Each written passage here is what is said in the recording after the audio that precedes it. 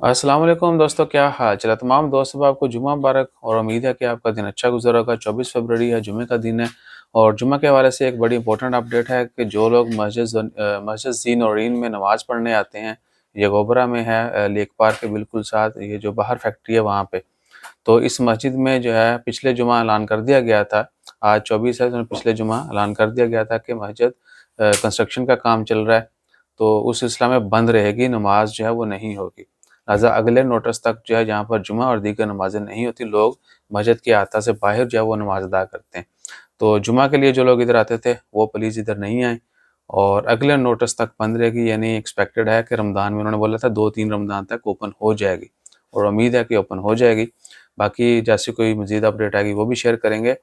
और उसके बाद फेस्टिवल के हवाले से बहुत सारे दोस्तों ने कमेंट किए, बयान वीडियो वेखते नहीं हो, कमेंट करते हो। वीडियो के उत्ते मेरे ख्याल 200-250 व्यू होंदे ने, तो कमेंट 10-20 आ जाते हैं, जो कि रेशो बहुत ज़्यादा है। वरना हमारी वीडियो पर 1000 व्यू हो ना तो फिर 30-40 कमेंट होते हैं। उन्होंने थोड़े जी बहुते कमेंट दाग दिए। तो सीन क्या है कि भैया वो शुरू है कल से ही और आज भी जो है ना फुल पीक डे होगा, तो कल आखिरी दिन है क्योंकि 23, 24, 25 तक रहना था।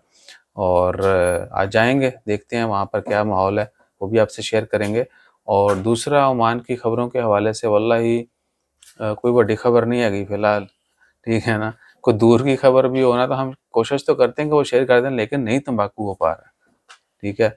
बहुत सारे दोस्त ज़्यादातर वो कहते हैं बयान ठीक है, आप लालच में नहीं पड़े, डॉलर का रेट घट ही जाना है, फिर तुसी कहना है चलो। सो आप जैसे हैं वैसे ही अच्छे हैं और ये आपकी सेहत के लिए भी अच्छा है। और मुझे लगता है कि हमारी यही औकात है कि हम इसी स्पीड से चलें। क्योंकि मैंने आपको अक्सर बताता हूँ ना कि चीते का जिगर लेके आप बकरी के जैसे नहीं दौड़ सकते। अगर दौड़ने की कोशिश करेंगे तो जल्दी रेस हार जाएँगे।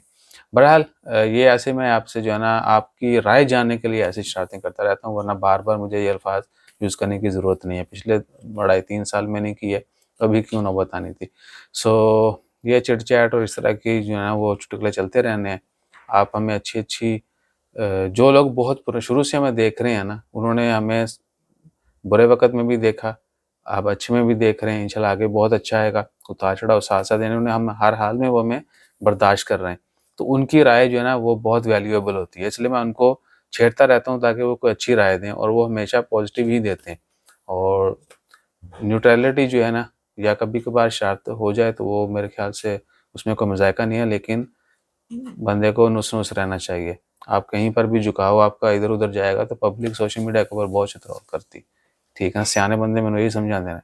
और इससे बड़ी जो एक और चीज़ है, वो है भैया स्क्रीन शेयरिंग।